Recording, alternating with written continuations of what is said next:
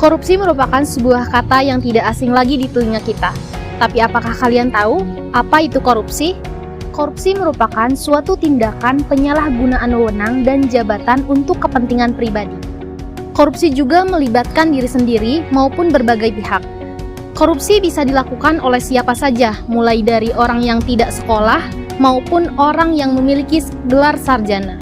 Korupsi berasal dari hal yang kecil sampai kepada hal yang besar. Contohnya, korupsi uang kas. Yuyun, aku mau bayar uang kas. Boleh, namanya siapa? Rena, Berapa?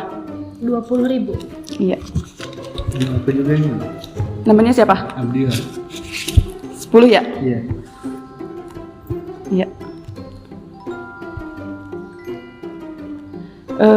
Sisa uang kas kalian yang Rena 800, Abdillah 700. Oh iya deh, nanti lagi ya. Iya, Oke, makasih. makasih. Sama-sama. Wah, banyak banget ini duit. Ini buat beli sapu, ini buat beli pelan, ini buat beli ember. Ada sisa buat shopping, lumayan. Pernah nggak kalian minta uang ke orang tua untuk bayaran kuliah, tapi malah dibuat untuk belanja? Kamu udah bayaran PLP? Emang bayarannya berapa? 800.000. Ya udah deh, nanti aku minta mama buat transfer. Ya udah, buruan telepon. Aha, praktikum kan cuma 800.000.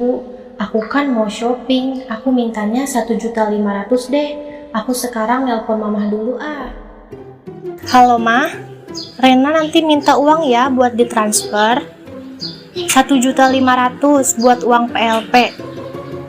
Oke Ma, makasih.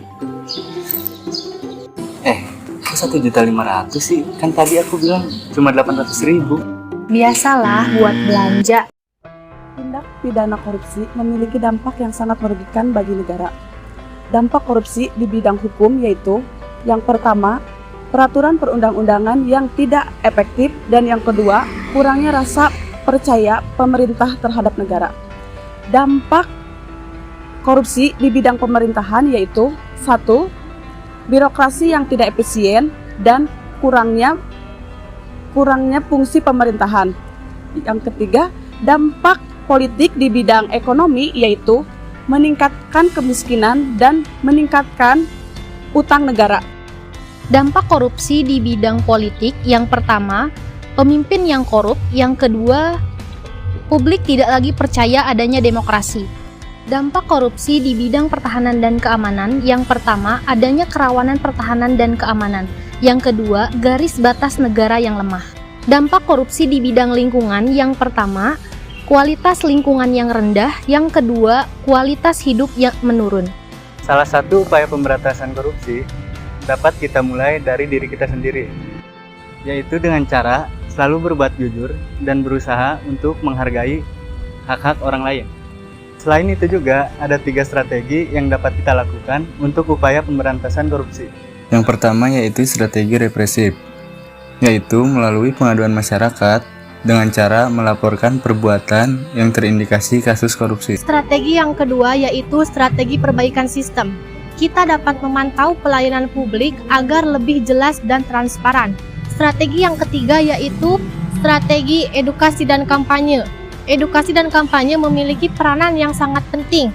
Nah, strategi edukasi dan kampanye ini kita bisa memilih peran sesuai dengan bakat dan minat yang dimiliki oleh kita. Contohnya, kita bisa menuliskan lagu-lagu anti korupsi. Selain itu, kita juga bisa menuliskan tulisan anti korupsi seperti puisi dan cerpen.